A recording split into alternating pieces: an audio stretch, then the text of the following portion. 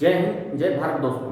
मैं पुष्पन गौड़ पुनः आप सभी का स्वागत करता हूं मेरी चैनल गणित की चौपाल पर। दोस्तों, कक्षा 9वीं का गणित विषय में दो चर वाले रैखिक समीकरण वाला जो हमारा अध्याय है वो लगातार जारी था। आज हम इसकी अंतिम प्रश्नावली को हल करेंगे, प्रश्नावली 4.4। यहाँ पर बहुत कंफ्यूज रहता है बच्चों को कि ये सारी चीजें आई कैसे कंफ्यूजन होता है वो समझाता हूं कि इसका जो पहला सवाल है वो है एक चर और दो चर वाले समीकरण के रूप में y बराबर 3 का ज्यामितीय निरूपण कीजिए। y बराबर 3 का निरूपण एक चर वाले समीकरण के रूप में और दो चर वाले समीकरण के रूप में हमको ज्यामितीय रूप में करना है। तो दोस्तों, हमेशा याद रखना कि जब भी एक चर वाला समीकरण अगर आपके सामने है तो वो बिंदु को दर्शाता है। अगर वो एक चर वाले समीकरण के रूप में ही है तो वो हमेशा बिंदु को दर्शाता है। जैसे कि मैंने पहली स्थिति ली, एक चर वाला समीकरण y बराबर 3। तो y बराबर 3 का अगर हमें ज्यामितीय निरूपण करना है तो ये एक बिंदु के रूप में ही होगा। इसके लिए आप एक सरल रेखा खींचिए और सीधी सी बात है, हम संख्या रेखा बनाएंगे। क्योंकि एक ही चर है इसलिए एक ही रेखा बनेगी। चाहे आप खड़ी रेखा बना लें या आड़ी रेखा बना लें, इससे कोई फर्क नहीं पड़ता। ये इसका मूल बिंदु है, इस ओर धनात्मक नंबर आएंगे और बाईं ओर ऋणात्मक नंबर आते हैं। ये संख्या रेखा है आपकी और ये नंबर बराबर बराबर दूरी पर होना चाहिए। और बीच में कितनी दूरी है ये तय नहीं होता, लेकिन प्रत्येक नंबर बराबर बराबर दूरी पर होता है। बस यही संख्या रेखा है। अब y का मान जो है धनात्मक 3 है, तो y का मान धनात्मक 3, 1 2 3, यहां पर हम बिंदु लगाएंगे और यही इसका ज्यामितीय निरूपण है y बराबर 3 का। लेकिन उसने दूसरा पॉइंट दिया है कि दो चर वाले समीकरण के रूप में। तो y बराबर 3 जो है अभी वो आपके सामने एक चर के रूप में है, और जब तक एक चर के रूप में है वो केवल संख्या रेखा पर प्रदर्शित होगा। तो इसे सबसे पहले आपको दो चर के रूप में बदलना होगा। तो इसमें दोस्तों x अनुपस्थित है, इसलिए मैं x को लिख सकता हूं 0 गुणित x धन y बराबर 3। लेकिन अक्सर मैंने देखा है कि जब दो चर वाले समीकरण को बताते हैं तो y बराबर 3 को सीधे ग्राफ पर कह देते हैं कि यह एक अक्ष के समांतर रेखा होगी। और छात्र समझ नहीं पाते हैं कि एक अक्ष के समांतर होगी, पर क्यों होगी, ये एक अक्ष के समांतर ही क्यों है, ये आई कहां से, यहां पर कंफ्यूजन होता है। तो दोस्तों, इसको उसी प्रकार से हल कीजिए जैसे आप दो चर वाले रैखिक समीकरणों को ग्राफ पर निरूपण करने के लिए हल करते हैं। तो देखिए कैसे, ये आपके सामने दो चर आ गए हैं। तो अब आप जैसे दो चर वाले दूसरे समीकरणों को हल करते हैं वैसे इसको पहले हल करें। टेबल बना लें, x को हमने उधर पक्षांतरित किया तो y बराबर हो गया 3 ऋण 0 गुणित x। अब आप ग्राफ पर निरूपण करने के लिए निर्देशांक निकाल लीजिए, और निर्देशांक निकालने के तरीके हम पिछले अध्याय में सीख चुके हैं। तो यहाँ x का मान और y का मान निकालेंगे। इससे आपके पूरे कॉन्सेप्ट क्लियर हो जाएंगे कि आखिर ये सरल रेखा का निर्माण कैसे हुआ। तो देखिए दोस्तों, आप यहाँ पर x का मान कुछ भी रखिए, मान लो मैंने 0 लिया, तो 0 गुणित 0, 3 में से 0 गया तो y आएगा 3। अब मैंने x का मान 1 लिया, तो यहाँ x का मान अगर मैं 1 लेता हूं तो 3 ऋण 0 बराबर 3, फिर से 3 आएगा। अब x का मान 2 लिया तो x की जगह 2 रखा, 2 गुणित 0 0, 3 माइनस 0 फिर 3 आएगा। फिर मैंने x का मान 3 लिया, 3 गुणित 0, 3 माइनस 0 फिर 3 आएगा। अब ये जो निर्देशांक आए हैं आप इससे एक ग्राफ का निरूपण कीजिए। तो दोस्तों, ये हमने ग्राफ लिया, इसका मूल बिंदु ये x अक्ष, ये y अक्ष, ये धनात्मक, ये ऋणात्मक, ये धन y, ये ऋण x, ये ऋण y। अब जब x 0 है तब y का मान 3 होगा, तो x 0 पर y का मान 3, 1 2 3 धन की ओर, ये बना दिया। जब x का मान 1 है तब y का मान 3, जब x का मान 1 है तब y का मान 3, तो यहाँ पर बिंदु आ जाएगा। जब x का मान 2 है तब y का मान 3, जब x का मान 2 है तब y का मान 3, 1 2 3, यहाँ पर बना दिया। जब x का मान 3 है तब y का मान 3, x का मान 3 है, 1 2 3, y का मान 3।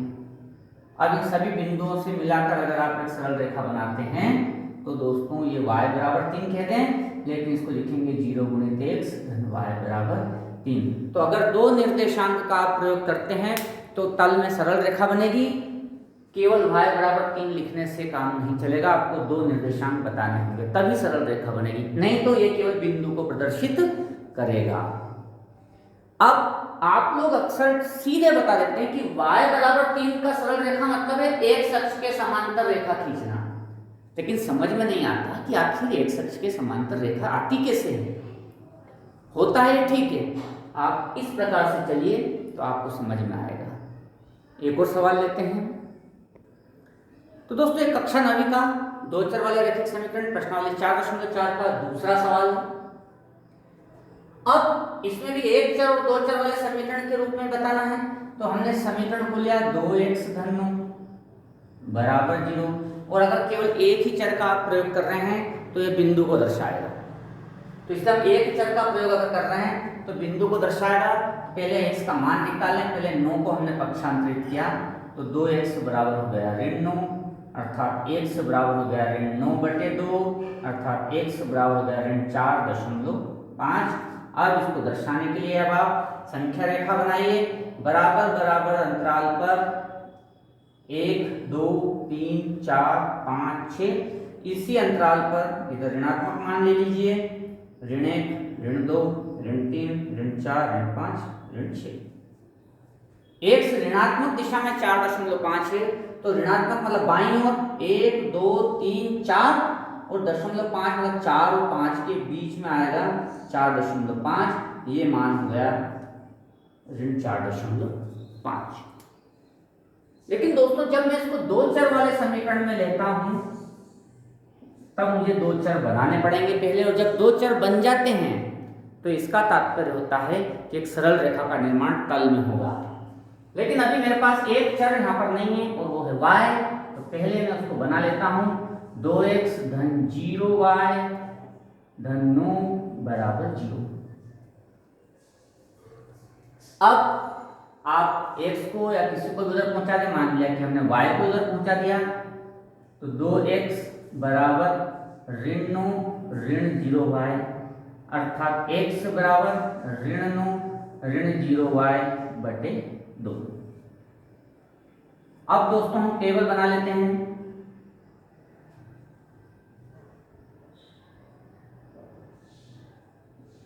ये हो गया x, ये हो गया y।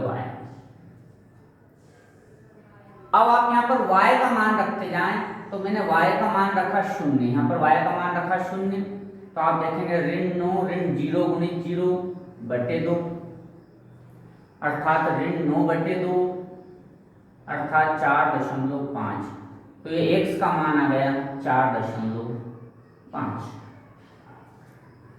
अब y का मान आप 1 रख दीजिए, तो y का मान हमने रखा 1, तो 0 गुणित 1 0 होता है, तो पुनः ऋण 9/2 ही प्राप्त होगा, जिसका मान है ऋण 4.5, ऋण 4.5। फिर मैंने y का मान 2 रखा, y की जगह पर हमने 2 रखा, तो 0 गुणित 2 फिर 0 हो जाएगा, और ऋण 9 में से 0 गया तो ऋण 9/2, पुनः ऋण 4.5। इसी तरह y का मान 3 रखने पर भी ऋण 4.5 हमें प्राप्त होता है।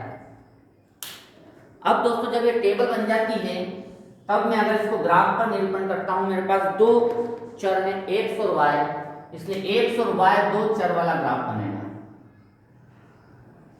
x और y ये आपका मूल बिंदु हो गया, यहाँ पर बराबर बराबर दूरी पर ग्राफ में हम 1 2 3 4 5 6 इस तरह से हम ले लेते हैं।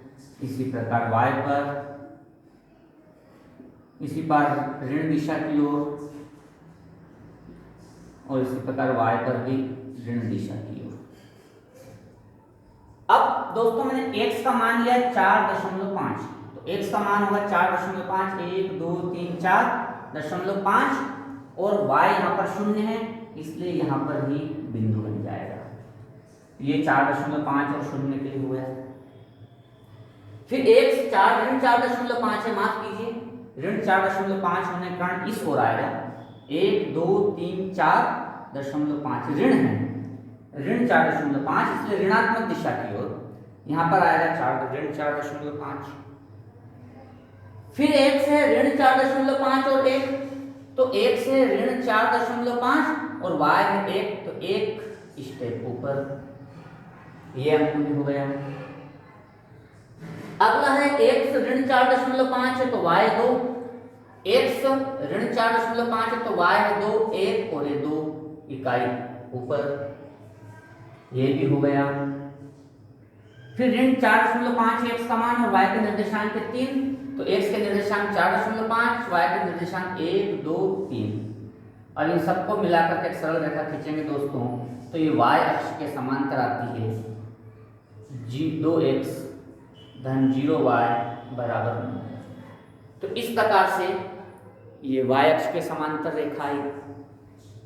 तो हम इसको पहले 2 चर में बदलना चाहिए, तभी हम उसको एक सरल रेखा में निर्देशित कर सकते हैं, अन्यथा नहीं कर सकते।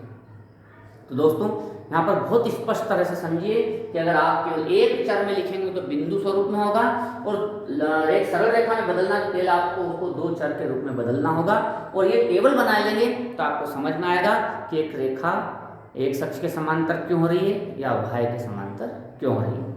इस प्रकार हमारा यह 2 चर वाला रैखिक समीकरण का जो अध्याय है कक्षा 9वीं का वो समाप्त होता है। दोस्तों नए अध्याय की शुरुआत के साथ पुनः मिलेंगे, तब तक के लिए जय हिंद जय भारत।